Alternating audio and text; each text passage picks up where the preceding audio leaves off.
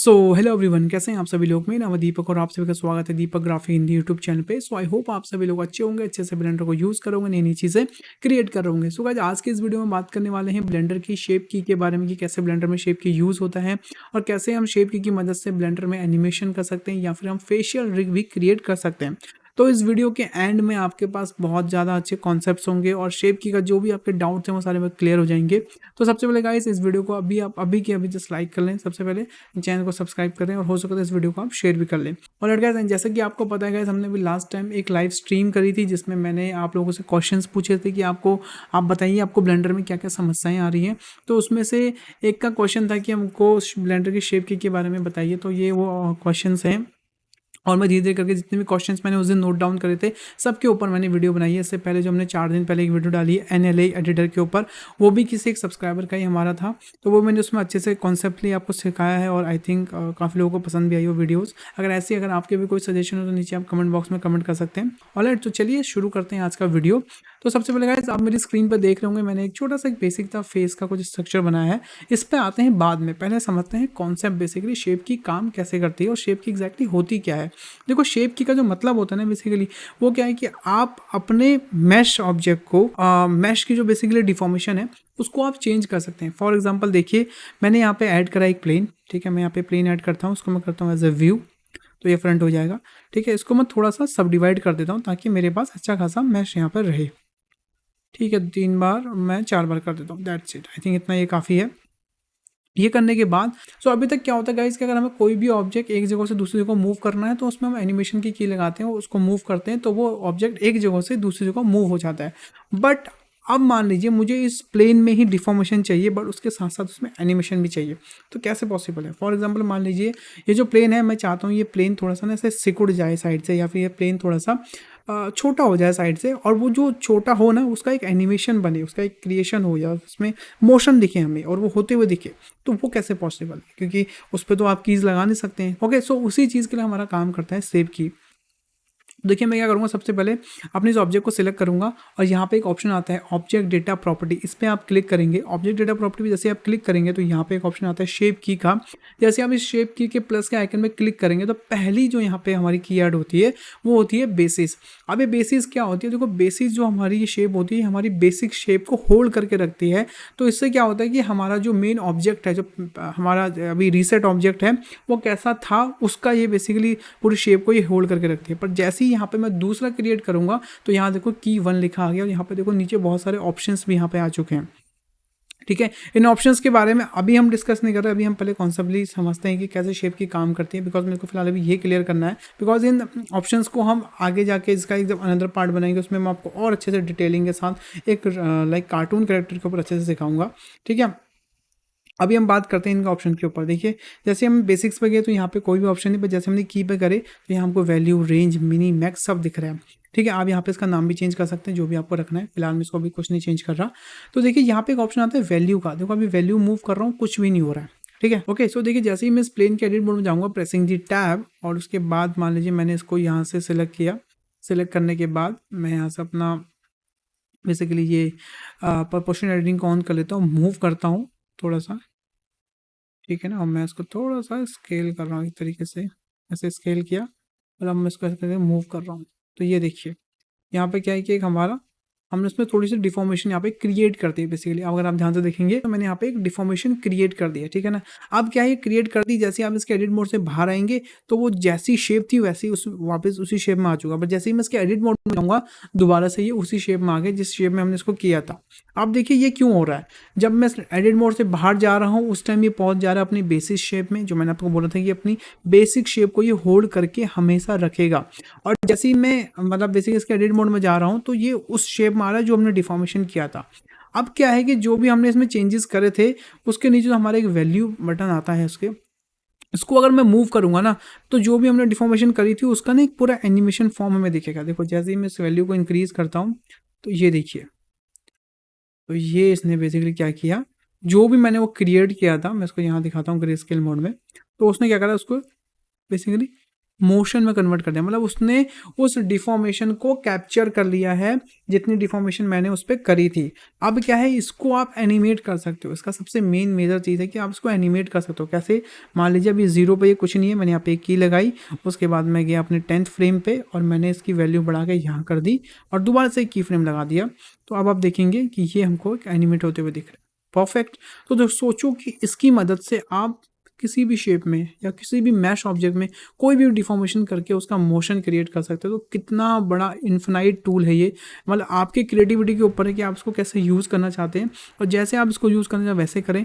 But the concept इसका वो है कि यही है कि आपको पहले एक की ऐड करनी है शेप की में जाके, वो आपकी बेसिक को होल्ड करेगा। दूसरी की जिसमें आप जो भी डिफॉर्मेशन करेंगे वैसे आप कर सकते हैं। इसी के साथ साथ गाइस इसमें आप मल्टीपल, मतलब एक ही ऑब्जेक्ट में मल्टीपल शेप कीज भी लगा सकते हैं। फॉर एग्जांपल मैं एक और लगाता हूँ, मेरे को ये तो जो था सो था, मैं एक काम करता हूँ उसको 0 पर जाके इसका एनिमेशन खत्म कर देता हूँ। ठीक है, मैं यहाँ जाके इसका एनिमेशन डिलीट कर देता हूँ या फिर यहाँ पर राइट क्लिक करके मैं कर देता हूँ क्लियर की फ्रेम्स। दैट्स इट, मुझे नहीं चाहिए।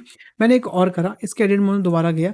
जब मैं इसके एडिट मोड में जाऊँगा तो उस टाइम क्या होगा कि जो हमने डिफॉर्मेशन वाली शेप थी उसमें नहीं गया, वो उसकी बेसिक शेप में ही होल्ड है अभी भी। ठीक है ना, तो मतलब हम दोबारा इस शेप को फिर से क्या बोल सकते हैं एक तरीके से कि हम इसको दोबारा एनिमेट कर सकते हैं। पर मैं अब इस बार यहाँ से नहीं करूँगा, मैं इसको सिलेक्ट करूँगा और इसको मूव करके यहाँ से यहाँ ले आऊँगा। थोड़ा सा स्केल करूँगा पहले और उसके बाद थोड़ा इसको यहाँ से यहाँ ले आऊँगा। दैट्स इट, और दोबारा इसको रख दूँगा। अब देखिए, इस वाले से मैं इधर से कर सकता हूँ, इस वाले से मैं इधर से कर सकता हूँ। Perfect, no issue. तो ऐसे आप मल्टीपल चीज़ों में कर सकते हैं। ठीक है ना, तो ये हमारा एग्जैक्टली काम करता है शेप की। अब इसको थोड़ा रियल लाइफ में यूज़ करके देखते हैं कि एग्जैक्टली इसका यूज़ होता कहाँ पे भाई, मतलब ऐसा क्या है शेप की जो लोग यूज़ करते रहते हैं। Let's started. तो मैं यहाँ पे अपने कलेक्शन को ऑन कर लेता हूँ। ये हमारा एक छोटा सा नाम तो मैंने इसका सोचा नहीं वैसे कुछ। ठीक है, जो भी नाम आपको सही लगता है वो आप दे देना। ठीक है, मान लीजिए अब हमको उसके ना फेशियल का एनिमेशन चाहिए या फिर मेरे को उसकी स्माइल चाहिए। तो मैं क्या करूँगा, ध्यान रखिए। पहले मैं इसके एडिट शेप की में मैंने एक रखा, इसकी बेसिक शेप को होल्ड करता है।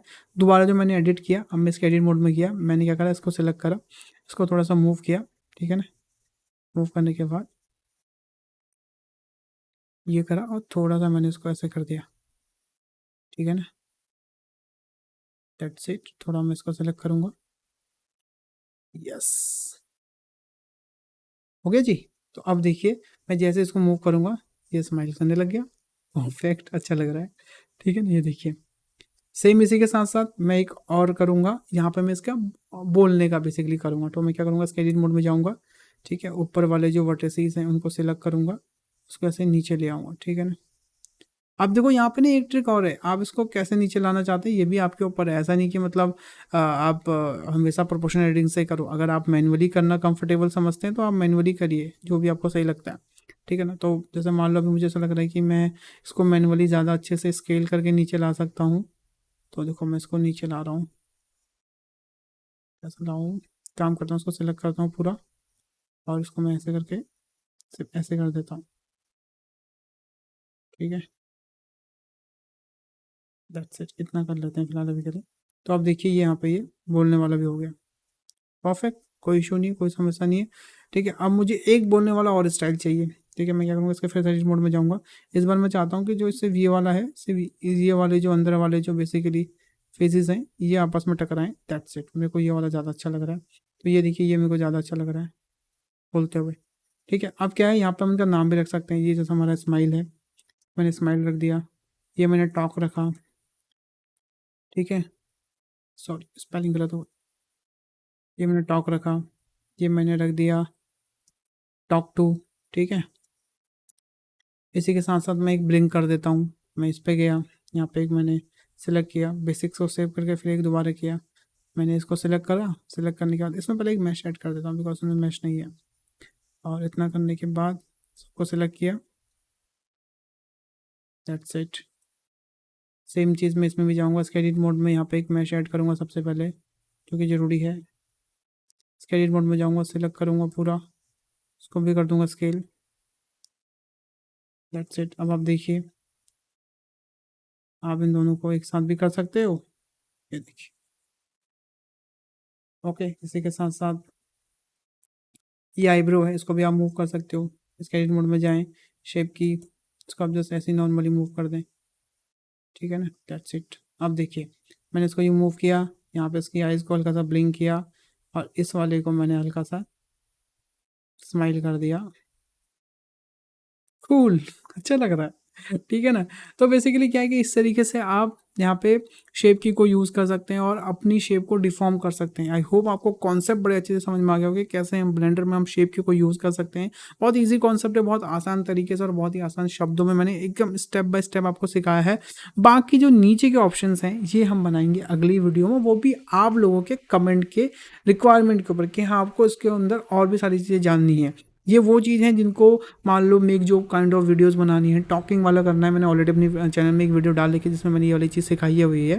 पर स्टिल किसी को अगर दोबारा से करना तो ये वाली चीज़ें कर सकता है। इससे वो ब्लिंकिंग, टॉकिंग, एक्सप्रेशन, एंगर वाले, गुस्से वाले, टेंशन वाले, स्माइल, टॉकिंग, सैड, कुछ भी बना सकता है with the help of only shape की। और ये इतनी बड़ी चीज़ है, बिल्कुल इस मतलब एकदम इन्फिनाइट चीज़ है ये। आपकी क्रिएटिविटी के ऊपर है, आप इसको कैसे यूज़ कर सकते हैं बेसिकली। ऑलराइट, और अगर आपको इसका पार्ट 2 चाहिए तो नीचे कमेंट जरूर करें, मैं डेफिनेटली इसका पार्ट 2 बनाऊंगा और इससे बढ़िया और इंटरेस्टिंग तरीके से बनाऊंगा, ठीक है ना। तो गाइज इस लेसन के लिए इतना ही। अगर आपको ये लेसन पसंद आया तो इस लेसन को लाइक कीजिएगा, मेरे चैनल को सब्सक्राइब कीजिएगा एंड ज़्यादा से ज़्यादा लोगों को इस वीडियो को शेयर कीजिएगा गाइज। एंड इसी के साथ साथ गाइज जिसने भी मेरा Blender basic to advance course अभी तक परचेज नहीं किया है तो नीचे डिस्क्रिप्शन में लिंक है, एक बार जरूर चेक करें। बिकॉज अगर आप ब्लेंडर सच में इन डेप्थ में सीखना चाहते हैं तो उस कोर्स को लिए, ओके, उस कोर्स को आप लीजिए और आप स्टेप बाय स्टेप ब्लेंडर पूरा डिटेल में सीख जाएंगे। ओके, अगर किसी को कोई भी क्वेरी है तो पर्सनली मुझे व्हाट्सअप कर सकता है। मेरी वेबसाइट पे www.deepakgraphic.com पे मेरा नंबर आपको मिल जाएगा, वहाँ से आप मुझे व्हाट्सअप कर सकते हैं। सो गाइस इस लेसन के लिए इतना ही, मिलते हैं नेक्स्ट लेसन में। तब तक अपना ध्यान रखिए, bye bye, take care and stay home guys and love you all.